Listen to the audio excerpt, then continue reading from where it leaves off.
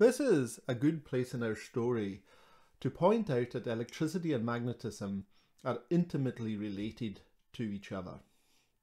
You might already have noticed that electrical charges are rather like the poles of a magnet. Like poles repel each other and unlike ones attract each other.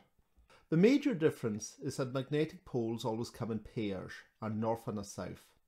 Although some advanced physics theories do predict the existence of magnetic monopoles. However, none of these have ever been discovered. The relationship, however, goes much deeper than just this. When a current is passed through a wire, it generates a magnetic field around it. This effect is calculated using Ampere's law. In Ampere's law, the magnetic field B is equal to the current going through the wire times a constant mu naught divided by 2 pi r, and r is the distance between where we're measuring the field and the wire. We can intensify this effect by winding the wire into a coil. This produces an artificial electrically powered magnet called an electromagnet. A magnetic field powered like this may repel or attract other magnets, either normal types, which are sometimes called permanent magnets, or other electromagnets, and thereby produce a force. This force is the basis of electric motors. However, this is only half the story. A magnetic field can also produce an electrical current, but this time the field must be a changing one.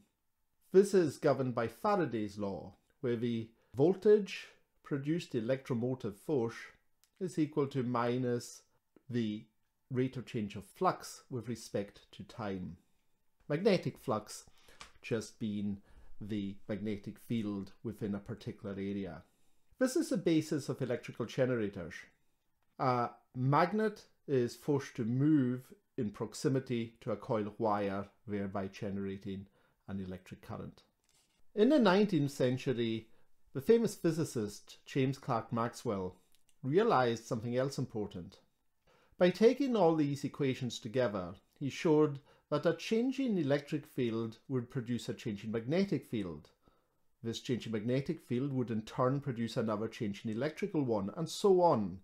The fields generate one another. And in fact, this self-perpetuating traveling disturbance will propagate through space. And this is what we call an electromagnetic wave.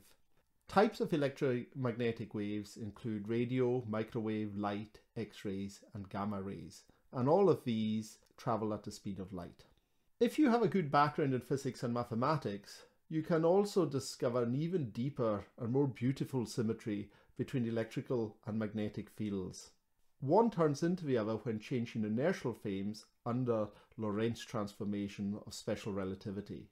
This means that both electrical fields and magnetic fields are basically the same phenomenon, just viewed in different ways.